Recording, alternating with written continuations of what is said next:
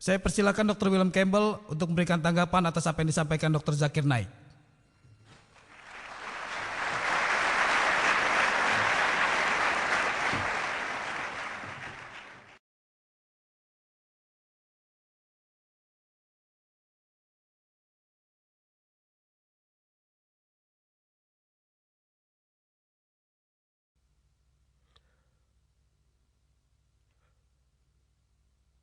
Dr. Naik telah menyampaikan beberapa permasalahan yang serius. Saya tidak sependapat dengannya mengenai Al-Quran dalam hal periode Alaqah dan Mudghah. Saya masih berpendapat ini adalah masalah serius. Namun itu adalah pendapat kami masing-masing. Jadi setiap orang akan pulang dan memikirkannya sendiri di rumah.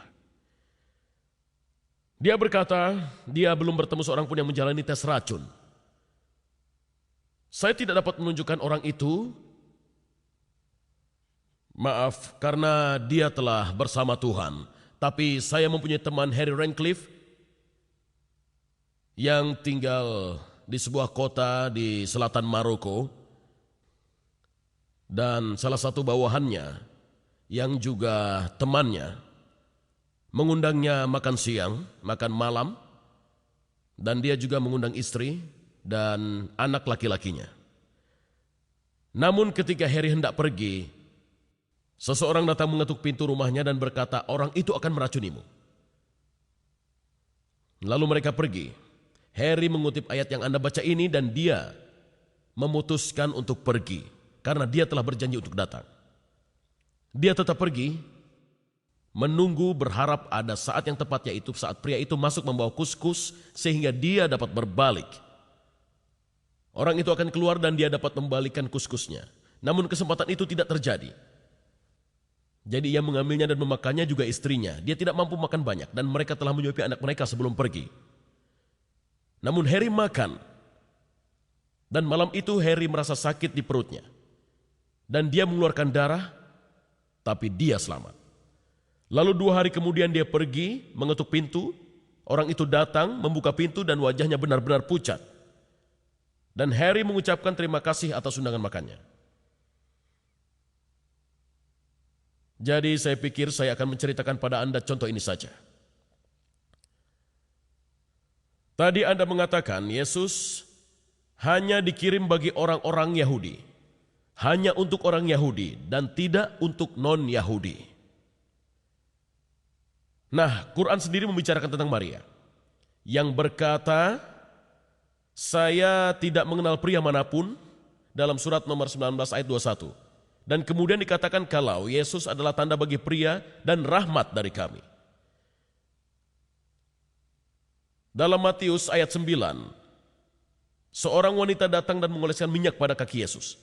Dia berkata, kapanpun, dimanapun ajaran ini disampaikan di seluruh dunia, apa yang telah dilakukan wanita ini akan diceritakan.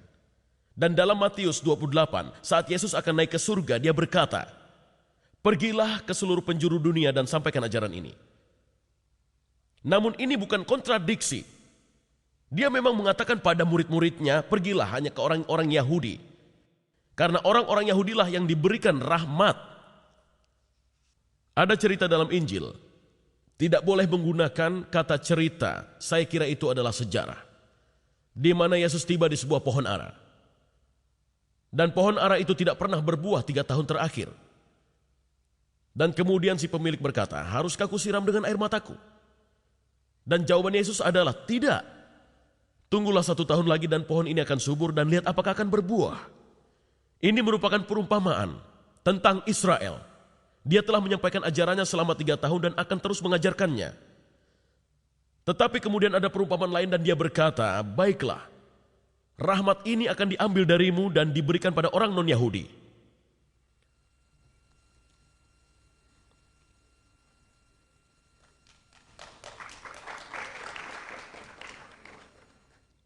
Dr. Naik telah menjelaskan tentang siang dan masa.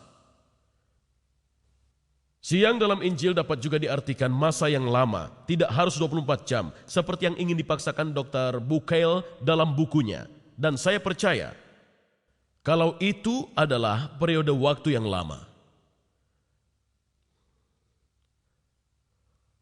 Lalu ada masalah ini yang dia katakan dan saya tidak menyangkalnya karena saya tidak memiliki jawabannya. Tapi saya ingin menyampaikan tentang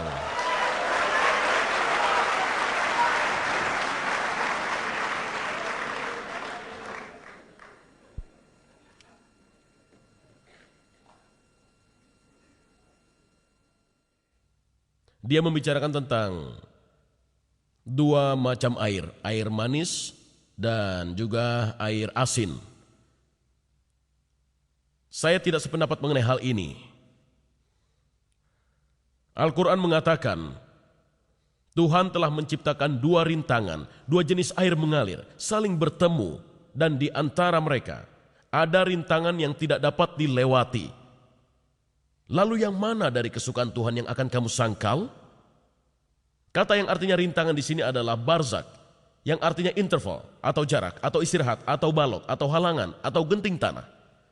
Penjelasan yang sama diberikan oleh ayat Al-Furqan, ayat 53. Dialah yang telah menciptakan dua macam air, yang satu enak dan manis, dan yang satunya lagi asin dan pahit. Dan dia membuat penghalang di antara keduanya, dan pemisah yang tidak bisa dilewati.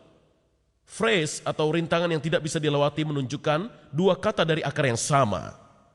Hal ini pada bahasa Arab untuk menekankan atau menganggap benar apapun yang dibicarakan. Kata hijr yang berarti tidak boleh, terhalang, terlarang, semua itu kata yang sangat kuat. Dan kata kedua yang merupakan partisip terakhir dari kata kerja mempunyai makna yang sama.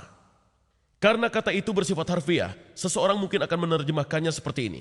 Tuhan membuat di antaranya halangan dan melarang terlarang.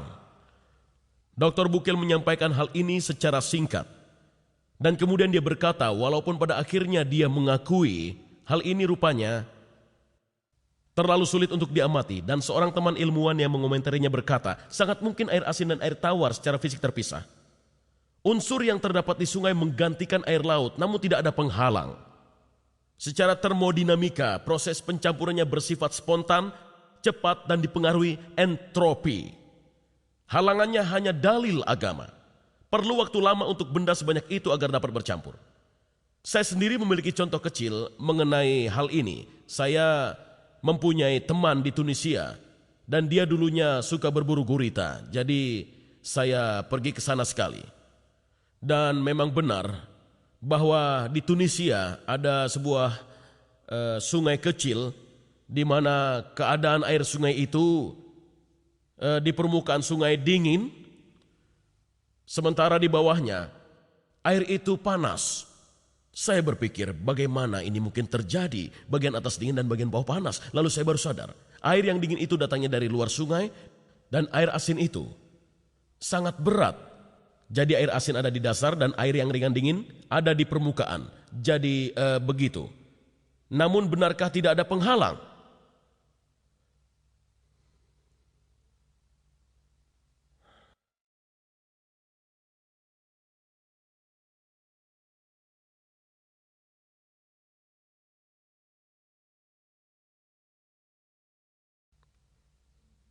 Dr. Naik berbicara mengenai bahasa dan tentu saja saya tidak dapat menjawab mengenai bahasa-bahasa di India.